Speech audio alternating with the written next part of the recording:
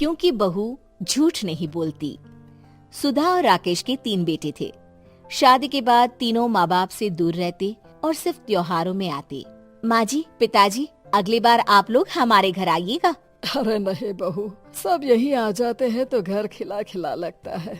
हाँ बहू, तू हमेशा बुलाती है तो जरूर आएंगे तेरे पास भी। हाँ हाँ, दीदी का घर बड़ा जो है, सब कुछ आपने शादी के बाद दीदी को ही तो दे दिया था। हमें भी दिया होता तो हम भी बड़ा घर लेते। क्यों सुनील? अरे नहीं नहीं, पापा ने सबको एक बराबर ही दिया है। छोटी बहू, क्या चाहिए तुम्हें, बोलो। वो आपके सोने की चेन वाली घड़ी है ना, वो अगर आप मुझे। तभी वहाँ मजली बहू भी आ जाती है। और मुझे ना आपका मंगलसूत्र कितना लंबा, सुंदर और भारी भी है।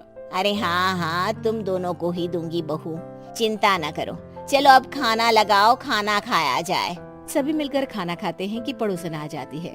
अरे सुधा बहन, थोड़ी चीनी तो देना, घर में शक्कर नहीं है और मेहमान सर पर बैठे हैं। अरे छोटी बहू, चाची को शक्कर तो दे दो।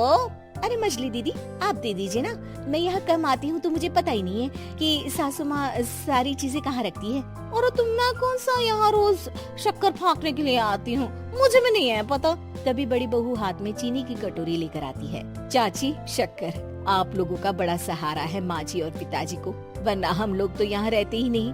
आप जैसे पड़ोसी हैं तो हम निश्चिंत हैं। और जीती रहे बहू, आप तो ये घर पड़ोस कम परिवार ज्यादा लगता है। सुधा अपनी बड़ी बहू को देखकर बहुत खुश रहा करती थी। वो उससे अक्सर घंटों बात भी किया करती, लेकिन दोनों दूसरी बहुओं का भी वो समझती थी कि शायद छोटी है, वक्त आने पर संभल जाएंगी। समय आ जाता है जब सभी को वापस जाना होता है। माँ जी, हम लोगों की फ्लाइट पहले है, हमें इजाजत दे। वो सास के गले लगकर चली जाती है। थोड़ी देर बाद छोटी बहू कहती है, माँ जी, मैं ना ये सोफे के कवर और चादरें ले जा रही हूँ, यहाँ तो ऐसी ही पड़ी रहेंगी। हाँ हाँ बहू, ले जा, और कुछ चाहिए तो बोल। और तो चाहिए बहुत कुछ, पर चलिए कोई बात नहीं, अगली बार ले जाऊंगी मैं। ऐसे ही मंजली बहू भी घर का बहुत सारा सामान ले जाती है। सभी के जाने के बाद सुधा राकेश से कहती है, घर कितना सूना लग रहा है ना। हाँ, और खाली भी। तुम्हारी दोनों बहुएं सब बटोर गई। अरे ठीक है ना, हम दोनों ही तो हैं, कितना सामान लगेगा। फिर उन लोगों की नई गृहस्थी, इतना मत सोचा करे। समय बीतता है। ऐसे ही हर साल त्योहारों में सुधा और राकेश के बच्चों की बहू आते और जाते वक्त ढेर सारा सामान पैक कर कर ले जाती। लेकिन कुछ ही सालों में सुधा का देहांत हो जाता है। पिताजी, आप यहाँ अकेले क्या करेंगे? हम लोगों के साथ चलिए। अरे नहीं नहीं बहू, इस घर में सुधा की यादें हैं, मैं उसे नहीं छोड़ सकता हूँ। अब तुम लोगों की माँ नहीं रही।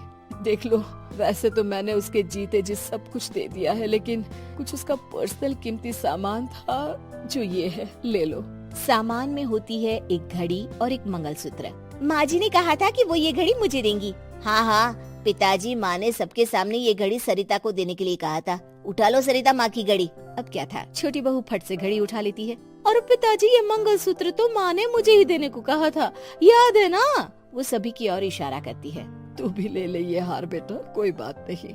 मंजली फटाक से हार उठा लेती है। ससुर बड़ी बहू की तरफ देखते हैं। तुझे क्या दूं बेटा?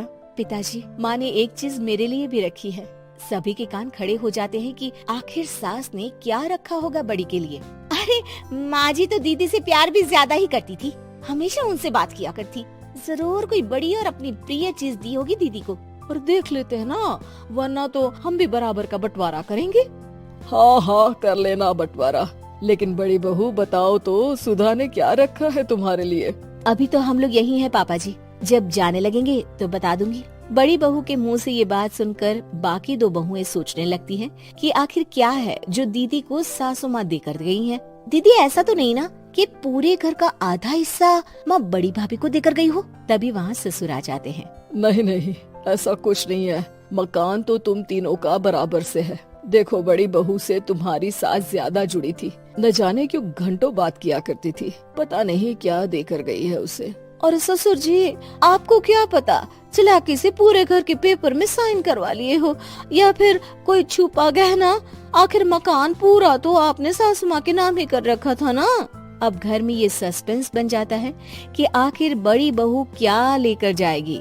फिर वो दिन भी आ जाता है जब बड़ी बहू के जाने का समय हो जाता है। बेटा, परसों तुम चली जाओगी, बताया नहीं, माँ ने तुम्हें क्या दिया?